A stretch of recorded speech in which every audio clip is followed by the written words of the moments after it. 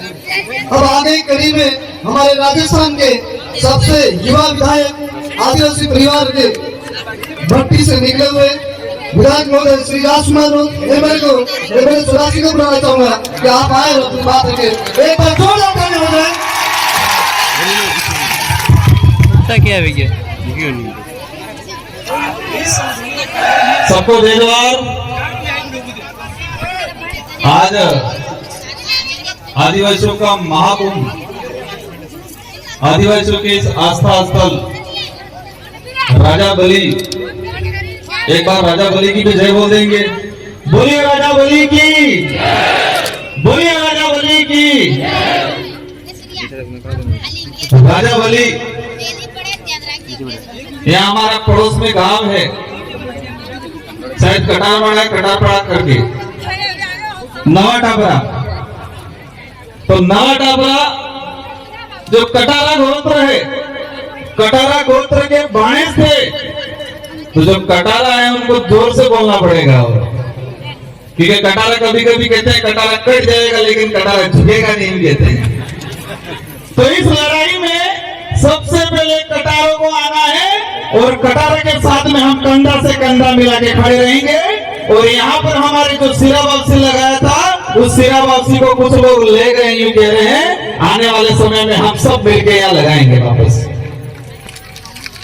हम क्या थे, हमारा समाज, हमारा खून क्या था, हमारे पूर्वज कितने ताकतवर थे, और इन पार्टियों वालों ने हमारे लोगों को कितना गुलाम बना दिया था।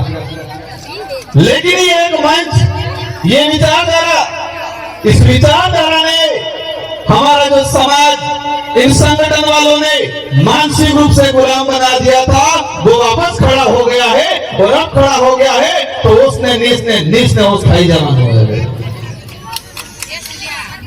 अभी लगभग 12 बजे से कार्यक्रम स्टार्ट है। सभी वक्ताओं को अपना समय निर्धारित करके दिया। कई वक्ताओं ने अलग अलग प्रकार की बातें बताई, बहुत अच्छी अच्छी बातें बताई। आज ये इतिहास में नाम दर्ज होगा, हमारी आने वाली पीढ़ी पढ़ेगी कि हमारे पूर्वज एकत्रित हुए थे और सभी ने मिलकर चंदा करके इसको समतल कराया और आदिवासियों के लिए ये रिजर्व कराया। इतिहास में पढ़ा जाएगा। अभी कल पौधे लगाए, आज पौधे लगाए। हमने भी एक अभियान चलाया। 84 विधानसभा, कुछ सागवाड़ा विधानसभा से जितनी गाड़ी आई, प्रत्येक गांव से एक एक पौधा आज लगा के जाएंगे। हम यहाँ भी आज हमारी विधानसभा से प्रत्येक गांव से एक एक पौधा इस बेणेश्वर की धरती पर लगा के जाएंगे और कभी कभी पानी भी पिलाने आएंगे यहाँ पर। अभी आज हमारा समाज को किस तरह एक नई दिशा दे, कैसे संगठित करे, हमारे समाज के सामने क्या आपत्ति आ रही है, क्या क्या कठिनाई आ रही है। सबसे बड़ी कठिनाई पाखंडवाद को लेके हमारे कई वक्ताओं ने अपनी बात रखी। मैं एक छोटी सी बात कहूंगा, एक कहानी के माध्यम से इसको समझाना चाहूंगा। इसको आपको गौर से सुनना है। एक गुजरात के 2 बाबे थे और वो गुजरात के 2 बाबे यूपी में एक संध्याकालीन पाठ पूजन करने गए थे। गुजरात के 2 मत समझना जाना। गुजरात के 2 बाबे थे, यूपी में पाठ पूजन करने गए और गुजरात से ट्रेन में गए। यूपी में एक जिला था, वह उतर के गांव में गए और उनको रास्ता नहीं पता था कि वो पाठ पूजन करने जा रहे हैं। उस जगह का नाम तो पता था लेकिन रास्ता नहीं पता था। और रास्ते में एक छोटा सा बच्चा मिल गया और इस बच्चों को बाबू ने पूछा कि बेटा उस फलानी जगह जाने के लिए कौन सा रास्ता है। तो उस बच्चे ने कहा बाबा उधर से इधर जाना, उधर से उधर जाना, आगे से दाएं मुड़ जाना। तो बाबा बोला मेरे को समझ में नहीं आया। तो बच्चे ने कहा फिर कहा इधर से उधर मुड़ जाना, उधर से उधर जाना। तो बाबा ने कहा बच्चा मेरे को रास्ता दिखा दे। उस बाबा ने उस बच्चे से क्या कहा कि बेटा मुझे रास्ता दिखा दे वहां जाने का। तो बेटा वो बच्चा उस बाबा को पकड़ के लेके चलने लगा और उस बच्चे ने पूछा बाबा को कि बाबा कहाँ से हो। उसने कहा गुजरात से दिन शाम को पाठ पूजन करूंगा। तो बच्चे ने पूछा उस पाठ पूजन में क्या करोगे? तो उन्होंने कहा मैं वहां लोग आएंगे और उन लोगों को मैं स्वर्ग का रास्ता बताऊंगा। तो बच्चा जोर जोर से हंसने लगा और फिर कहने लगा जिस बाबा को खुद का रास्ता नहीं पता है वो खाक स्वर्ग का रास्ता बताएगा। जिस बाबा को खुद का रास्ता नहीं पता है वो खाक स्वर्ग का रास्ता बताएगा। एक छोटे से बच्चे को ये बात समझ में आई और हमारे लोग चिल्ला चिल्ला के कह रहे अभी तक किसको समझ में नहीं आ रहा ये पाखंडवाद क्या चीज है। मतलब एक बच्चे को समझ में आ गया कि जिस बाबा को खुद का रास्ता नहीं पता है वो खाक स्वर्ग का रास्ता बताएगा। मां तरफ से लोग इस काम થઈ ગયું લાગે। आज हमारा समाज कई बातों को लेके देश के अंदर जो स्थिति बन रही है आदिवासी समाज को लेके पूरे देश में हम पूर्वी भारत में जाते हैं इधर दक्षिणी भारत में जाते हैं सब जगह आदिवासी समाज के साथ अन्याय हो रहा है। सभी राज्यों के अंदर आदिवासी समाज के रिजर्वेशन के साथ अन्याय हो रहा है। कहीं भी आदिवासी समाज के नाम से संगठन बनता है आदिवासी की एकता की बात करता है आदिवासी के लिए लड़ता है तो ये लोग क्या कहते हैं नक्सलवाद हो। आदिवासी की एकता की बात करते हैं नक्सलवाद का आरोप लगाते। अभी मैंने 1 तारीख को वो आ रहे हैं वो बाबे 2 बाबे नहीं दूसरे वाले बाबे आ रहे हैं और आज के बाद से पूरे बिल प्रदेश के अंदर मध्य प्रदेश तत्कालीन वर्तमान का मध्य प्रदेश गुजरात महाराष्ट्र राजस्थान के अंदर हमें एक अभियान चलाना है। अगर किसी ने भी नक्सलवाद या वनवासी बोला तो उस पर एट्रोसिटी का मुकदमा दर्ज करवाएंगे और हम विधानसभा में भी एट्रोसिटी के अंदर यह प्रावधान करवाने की कोशिश करेंगे कि आदिवासियों को नक्सली बोला या वनवासी बोला तो उस पर एट्रोसिटी का मुकदमा दर्ज हो और देशद्रोही तो बोला तो भी इस पर मुकदमा दर्ज हो। सारे देश को भेज दिया और कहते हैं देशभक्त हैं। उन लोगों ने पूरे देश को भेज दिया और कह रहे हैं कि हम देशभक्त हैं और देशभक्त देश के मालिक तो यहाँ बैठे हैं। आज देश के अंदर आज ये इतने सारे लोग आए खुशी हुई। हमारा आसपुर के साथी आए भी जानकारी मिली कि यहाँ गौशाला के लिए बेणका की जमीन को रिजर्व कर दिया। गोपिये के राज्य में तो गौ तो रोड पे घूम रही है भाई रोड पे मर रही है हमारी गाय और ये गाय के नाम से जमीन को रिजर्व कर रहे हैं और आदिवासियों को उजाड़ने का काम कर रहे हैं।